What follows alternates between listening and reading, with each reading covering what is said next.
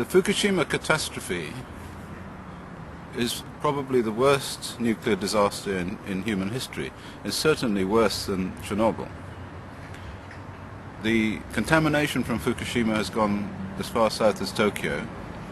I have measured it personally in air filters from cars. At least 12 different air filters from cars were sent to me, some of them from the south of Tokyo, and many of them from 100 kilometers away from Fukushima, and they contain very large amounts of radioactivity in them, high levels of cesium-134 and cesium-137.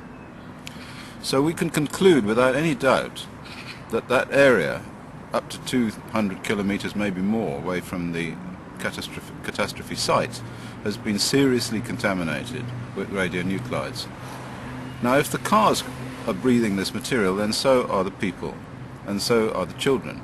And so the children will be contaminated with radioactivity. We've recently heard that the Japanese government have been doing whole body counting. That is to say, they've been putting some people inside a monitor to see how much cesium is inside them. And apparently the levels of cesium are sufficient for them to say that there's no problem, that there are not going to be any increases in ill health. At the same time, I hear reports from Japan, from mothers of children, who say that they're showing all of the signs of contamination with cesium that were also found by my colleague Professor Yuri Bandashevsky after Chernobyl in the areas of Belarus that were contaminated similarly with this substance, cesium-137. And what it did there was that it went into the heart muscle and it caused conduction difficulties and destroyed heart muscle. So the children in Belarus were suffering heart attacks and arrhythmias. That's when the heart doesn't beat properly. And of course later on in life they die young from heart disease because the heart cells don't replicate themselves. The heart cells, you get all of your heart cells at once. You get maybe 1% increase in heart cells per year. But over the period of time we're talking about, there's going to be no replacement for the cells that were damaged by the Fukushima catastrophe in the children. So we have two different points of view here. We have the point of view of the Japanese government, who are ignoring it, who are making these superficial measurements of cesium in the whole bodies of the children and the people, and are saying that these concentrations are not sufficient to cause any problems. Well, of course, this is an argument that's going on and on. It's like a tennis match, goes backwards and forwards. You know, the independent scientists say there's a problem, and the government and the nuclear scientists say there's no problem. Of course, the real problem is that we have to do something about it. I mean, I'm a father. I have 7 children. I have 11 grandchildren. And I can't sit back and just let this go on with us in some sort of silly tennis match between us and the pro-nuclear scientists who are trying to save the industry from collapse. And all the time the children are getting more and more sick, and they're building up this level of radioactive damage, which will result in them getting sick and dying with cancer, heart disease, whole range of illnesses that were all discovered after Chernobyl. And it's not as if this is something new. We know what's going to happen. We absolutely know what's going to happen. We have looked very closely at the health effects of people who were exposed to these same radionuclides after the Chernobyl accident in the same quantities. Not as many people, I have to say, which is why Fukushima is a worse disaster.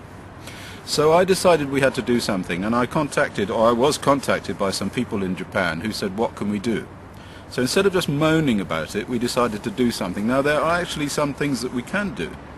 The first thing we can do is we can actually measure the radionuclides ourselves, because frankly we do not believe what the Japanese government is coming out with.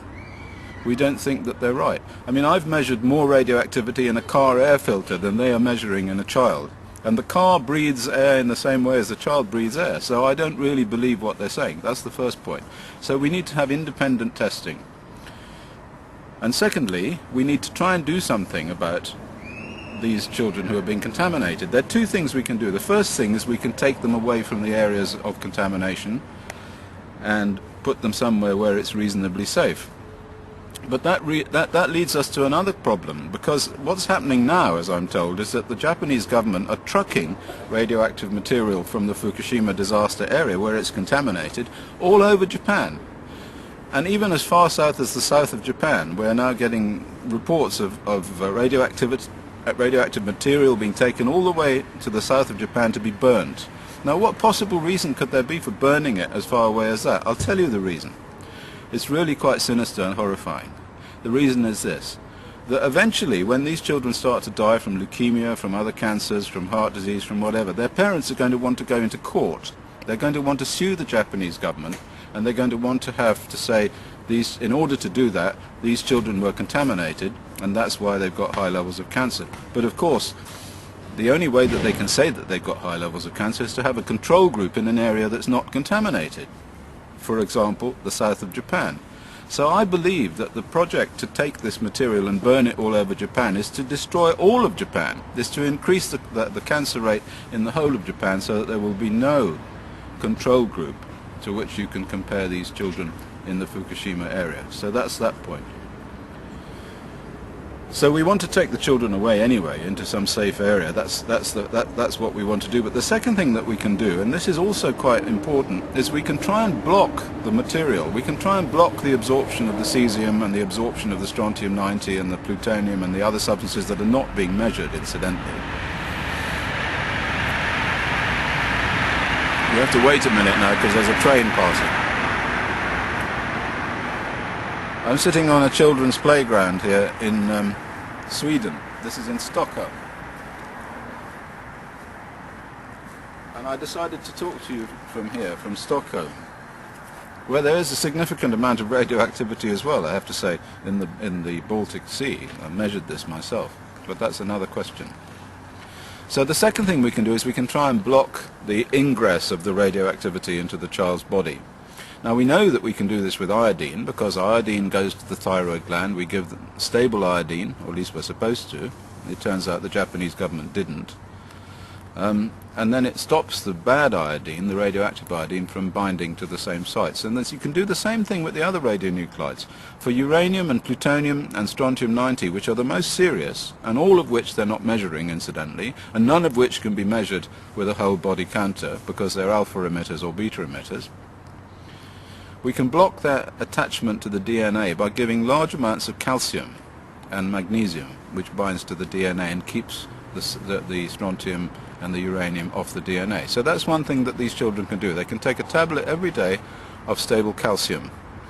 And so we are going to produce tablets which contain stable calcium, which we will supply cheaply at the cost of production to parents of these children, so that they can take these tablets and block the ingress of these substances.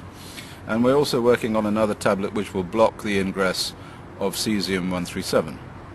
Now, in order to do this, we have set up an organization in Japan called the Christopher Busby Foundation for the Children of Fukushima. And it has a website, and it's all in Japanese, and it's all being done by a colleague of mine who contacted me from Japan, called James Grand. In addition to this, we are going to purchase a large number of highly sophisticated radiation measuring devices from Europe, from suppliers in Europe and suppliers in the Ukraine. And we're going to make these devices available to the parents of children to measure the concentrations of these substances in the food, and also to supermarkets, and we will measure the substances ourselves. We will set up a laboratory in Japan so that people can bring these substances to the laboratory and find out the truth about the concentration of radionuclides in these substances. So these are the things that we want to do, and we want you to help us to do this in any way that you can. This is an operation to save the children of Fukushima, because we do not believe that the Japanese government is doing anything to save the children of Fukushima. They are operating on a principle which is the principle of saving not the children of Fukushima, but the international nuclear industry. And this is disgraceful. Thank you for listening.